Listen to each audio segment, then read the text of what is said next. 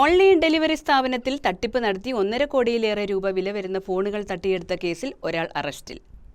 പെരുമ്പാവൂർ മാറമ്പള്ളി മുടിക്കൽ കരോത്തുകുടി വീട്ടിൽ സിദ്ദിഖിനെയാണ് Aluva cyber crime police പിടികൂടിയത്.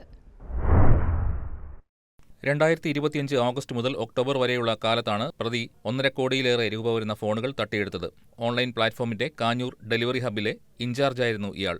ഇവിടെ നിന്നും 18 ലക്ഷത്തിലേറെ വില വരുന്ന 38 ഫോണുകളാണ് സിദ്ദിഖ് തട്ടിയെടുത്തത്. പല വ്യാജ പേരുകളിൽ മൊബൈൽ ഫോണുകൾ ബുക്ക് ചെയ്ത് ഇവിടെ എത്തിച്ച ശേഷം ഫോണുകൾ നഷ്ടപ്പെട്ടുവെന്ന് കമ്പനിയെ അറിയിച്ച് തട്ടിയെടുക്കുകയായിരുന്നു. തുടർന്ന് ഇത് മൊബൈൽ ഷോപ്പുകളിൽ വിൽപ്പന നടത്തുകയും ചെയ്തു.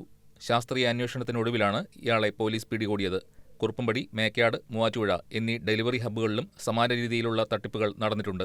കുറുപ്പുംപടിയിൽ 40 ലക്ഷത്തിലേറെ രൂപയുടെയും മേക്കാട് 48 ലക്ഷത്തിലേറെ രൂപയുടെയും മൂവാറ്റുപുഴ 53 ലക്ഷത്തിലേറെ രൂപയുടെയും തട്ടിപ്പുകൾ നടന്നതായാണ് കണക്കാക്കുന്നത്. മറ്റ് പ്രതികൾക്കായി പോലീസ് അന്വേഷണം വ്യാപിപ്പിച്ചു. Cyber crime police station inspector VR Jagadeesh, SI TK Varghese, ASI Salahuddin, senior CPOമാരായ ലിജോ ജോസ്, PK ദിനേശൻ, CPO ആൽബിൻ പീറ്റർ എന്നിവരാണ് അന്വേഷണ സംഘത്തിൽ ഉണ്ടായിരുന്നത്. കോടതിയിൽ ഹാജരാക്കിയ പ്രതിയെ റിമാൻഡ് ചെയ്തു. News desk KCV news.